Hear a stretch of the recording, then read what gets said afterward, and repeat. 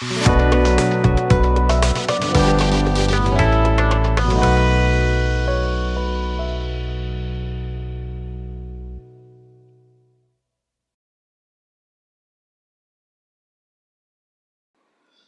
Afternoon friends. तो friends Grasim में यहाँ पे सपोर्ट का फॉर्मेशन हो रहा है। तो इस कैंडल में हमने एंट्री को अभी बनाया है इस कैंडल में, और स्टॉप लॉस को इस कैंडल के लो के नीचे रखा है।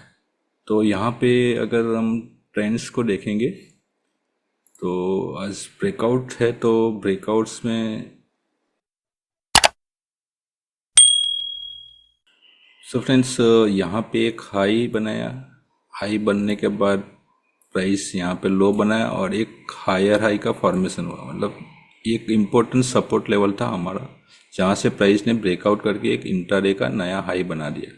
अब उसके बाद प्राइस फॉल किया और एग्जैक्ट सपोर्ट लेवल पे आया और यहाँ पे प्राइस रुक गया। मतलब इतना फॉल करने के बाद प्राइस रुक गया। सो यहाँ पे हमने एक लेवल्स को आइडेंटिफाई किया और यहाँ पे हमने एंट्री को अभी बनाया है। तो स्टॉप लॉस बहुत ही छोटा रखा हुआ है, क्योंकि ब्रेकआउट्स है तो अब ये सपोर्ट्स अगर होल्ड करेगा तो प्राइस नीचे नहीं जाएगा। यही इसी वजह से इस कैंडल के लो के नीचे स्टॉप लॉस को रखा हुआ है। और हमारा जो टारगेट होगा इसमें 2319.20। तो फ्रेंड्स ये हमारा आज का टारगेट होगा ग्रासिम में, जो ये लाइन है। तो फ्रेंड्स बार बार प्राइस इसी सपोर्ट्स पे अभी सपोर्ट्स बना रहा है, तो सपोर्ट बिल्डअप हो जाएगा तो ये प्राइस यहाँ तक मूव करेगा। तो देखते हैं फ्रेंड्स क्या जो एनालिसिस किया है कि इसको अब, क्योंकि ये लोअर्स यहाँ पे एक लो है, अब ये एक दूसरा लो होना चाहिए और अब उसके बाद यहाँ पे ये ब्रेकआउट करेगा, मतलब इस हाई को। तो ये ब्रेकआउट ऐसे परफॉर्म होगा। तो लेट्स सी फ्रेंड्स क्या सपोर्ट से प्राइस रेजिस्टेंस को ब्रेक करके ये टारगेट तक जाता है। अगर ये जाता है तो हमारा जो हाइपो है कि ब्रेकआउट हो सकता है, तो वो सही हो जाएगा। तो let's see friends, welcome back friends. तो ग्रासिम मैं अभी पोजीशन से एग्जिट कर दिया 2310। सो इस कैंडल का जो हाई है 2310.15। सो ये प्राइस जब ऊपर गई थी तो हमने 2310 पे एग्जिट कर दिए। और यहाँ पे देखिए ये 2312.40 करके प्राइस वापस नीचे आई थी। तो इस बार जब प्राइस ऊपर आई तो हमने यहाँ पे एग्जिट कर दिया फ्रेंड्स। तो अराउंड 1:5 का रिसीवर अचीव हुआ है, जो कि हमारा टारगेट इसमें था 2319। बट प्राइस अगर हम देखेंगे इस कैंडल का हाई, सो इस कैंडल के यहाँ पे रेजिस्टेंस था माइनर, तो वहाँ पे प्राइस रुक गई और उसके बाद ये वापस नीचे आ गया। तो इस बार वापस एक टॉप बनाया, टॉप बनाने के बाद गिरा, तो जब वापस प्राइस अभी ऊपर आई तो हमने एग्जिट कर दिया 2310 पे, क्योंकि अभी मार्केट भी ख़त्म होने वाला था, इसलिए यहाँ पे हमने पोजीशन काट दिए। तो फ्रेंड्स जो एक्सपेक्ट किया था कि प्राइस इस एरिया में सपोर्ट्स फॉर्म कर रहा है और ये अगर रेजिस्टेंस ब्रेक करेगा, मतलब सबसे पहले उसने यहाँ पे रेजिस्टेंस ब्रेक किया, जो कि हमने एक्सपेक्ट किया था कि प्राइस को इस रेजिस्टेंस को ब्रेक करना चाहिए। तो ये सपोर्ट कंफर्म है कि अगर सपोर्ट है तो रेजिस्टेंस ब्रेक करेगा। तो सबसे पहले ये इसको ब्रेक किया, इसके बाद ये यहाँ पे आया बट इसको ब्रेकआउट नहीं कर पाया और उसके बाद फिर ये फॉल कर गया। तो ये ओवरऑल था ग्रासिम का जो ये ट्रेडिंग हुआ है आज का ट्रेडिंग सेशन में।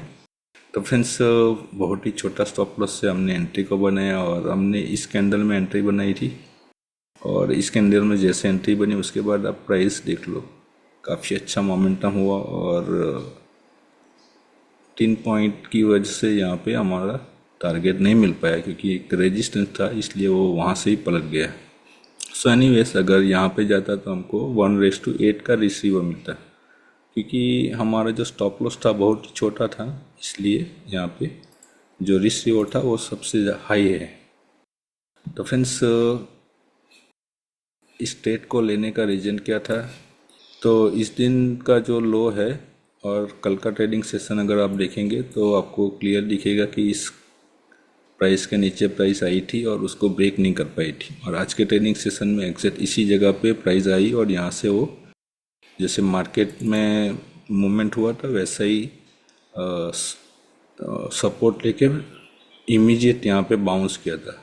कि अगर निफ्टी का अगर आप चार्ट देखेंगे तो सेम निफ्टी को इसने फॉलो किया था, और ये होने के बाद ये फॉल किया। फॉल करने के बाद फिर हमने निफ्टी में देखा कि निफ्टी सपोर्ट ले लिया है।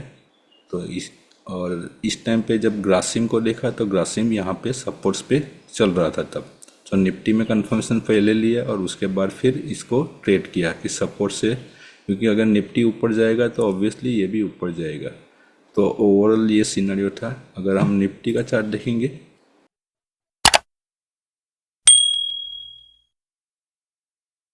सो फ्रेंड्स, निफ्टी को अगर हम यहाँ पे देखते हैं तो निफ्टी वीक ओपन हुआ। वीक ओपन होने के बाद गिर नहीं पाया और ये ब्रेकआउट कर गया, मतलब इस लेवल को ब्रेकआउट किया। ब्रेकआउट करने के बाद ये फॉल किया और यहाँ पे एक्सेट सपोर्ट दिया, और ये जो कैंडल जब फॉर्म हुई थी तो यहाँ पे कंफर्मेशन मिला कि इसने सपोर्ट को बिल्ड कर दिया है।